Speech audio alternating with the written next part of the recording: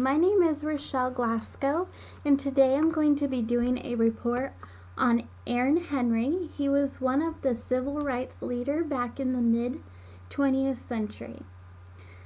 Today in schools, we still study history.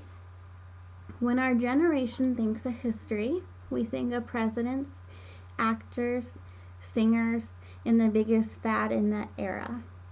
What we don't aim to see is the people who changed history, the people who stood up for one another to be given a fair chance. Why don't we hear about those people? Is it because the African American society doesn't get recognized for what they did and how they impacted African Americans? How they even made a change on how white people thought?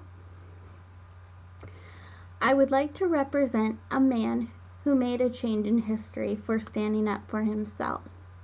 Not only did he stand up for himself, but also helped others.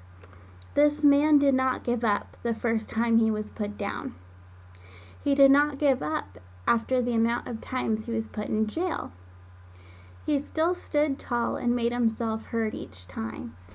This man is named Aaron Henry.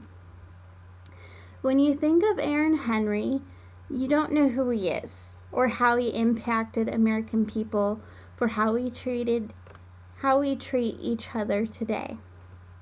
Not only did Martin Luther King make the only impact in society, we need to give credit for those who fought for their speech and freedom rights as well. Aaron Henry had trouble growing up, of course. What African American didn't. In high school, Aaron had a troubled past. He was teased and the black and whites were separated. African Americans didn't have any rights. In high school, Aaron decided to become a part of a group called the NAACP, which stands for the National Association for the Advancement of Colored People. Aaron met some great friends that helped each other out along the way. As Aaron Henry was in the Army, he had trouble being an African American, so he decided to spread the word about the NAACP and what they stood for. He let it be known wherever he went, such as Camp Roberts, Hawaii, California, Alabama. The list could go on. When Henry started leading the protests, he had to be the one to get people to join. Although the African Americans would have been happy to, they couldn't agree to it because they didn't want to get hit or in trouble. And they said that if they did get hit, they would hit back or possibly kill someone. Henry made it a point to where if the people who wanted to protest couldn't keep their hands to themselves, then they need to not be in the protest or rallies. Martin Luther King and Henry were somewhat best friends. Martin Luther King brought on the idea that there should be no violence.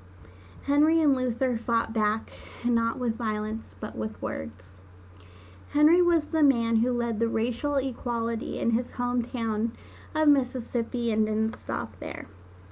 He kept going, and that is why today we remember Aaron Henry as the man who led the African Americans to be treated equal.